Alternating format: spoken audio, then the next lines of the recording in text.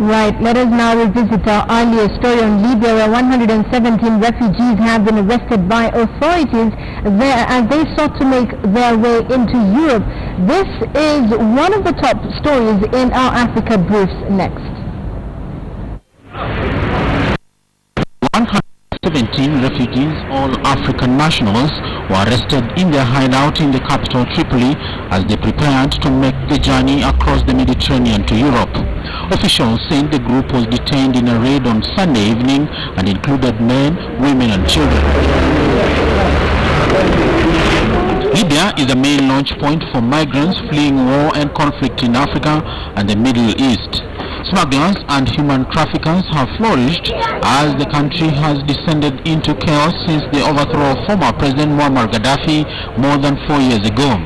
The United Nations Security Council on Friday authorized European Union naval operations for 1 year to seize and dispose of vessels operated by human traffickers in the high seas of Libya. In Botswana, the government says it will use some of its $8.5 billion in foreign exchange reserves to stimulate the economy after a drop in diamond prices hit growth in the world's biggest producer.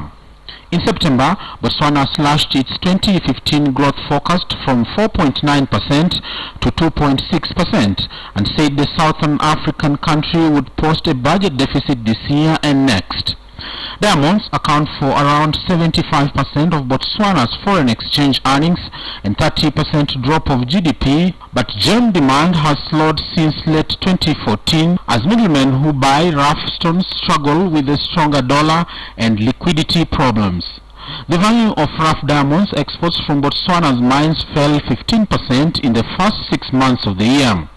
The economy stimulus, which President Ian Khama said would be ready in a few weeks, will target tourism development, agricultural production, construction and manufacturing. In South Africa, the hearing has begun in the courts to determine if gold miners suffering from debilitation lung diseases they say they contracted at work can proceed with a class action lawsuit against the industry.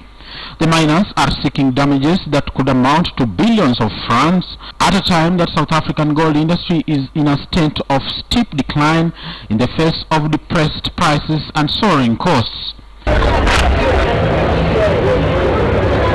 The industry is opposed to the lawsuit proceedings as a class action which would enable plaintiffs to join forces as a class opposed to the thousands of individual cases.